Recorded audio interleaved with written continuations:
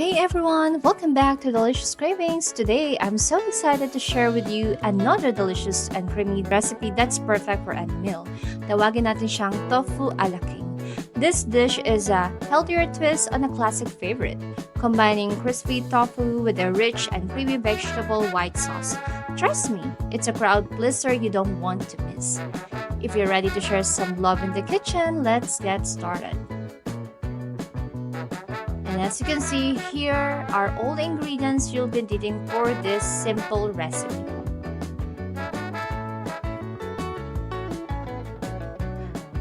As you can see, nilagyan ko siya ng tissue.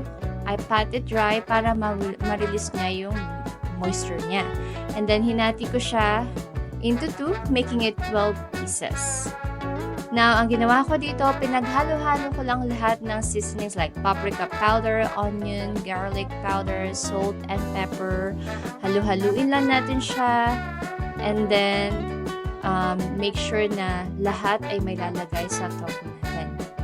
So, make sure that all of these tofu pieces will be coated evenly. Now, let's prepare our egg. And then, ilagay natin yung tofu pieces sa ating cornstarch. Pagkatapos niya, ang next step naman ay ilagay ito sa itlog.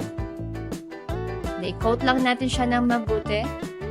And then for the last coating, kailangan natin ng breadcrumbs for this.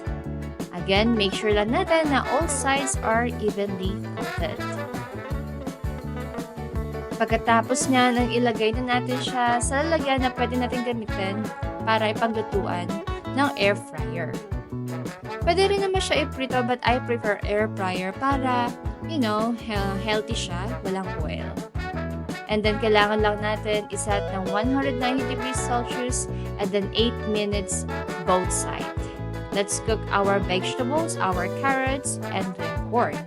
And then, let's make our white sauce. So, again, butter, minced garlic, and then we can put our all-purpose cream.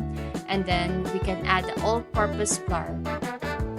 Actually, after sana ng garlic, pwede na natin ilagay yung all-purpose flour. And then, we can add the water and then our cheese, salt, and pepper. And then, we can put our leeks now. And to add meaty flavor, para mapalabas natin yung ganong lasa, we'll just add the oyster sauce for this. Now, after natin lahat ma-air fry, let's assemble our dish. Put your air fried tofu, and then your white sauce, and then vegetables on the side, you can see. Then for added decoration, I put the leeks on top.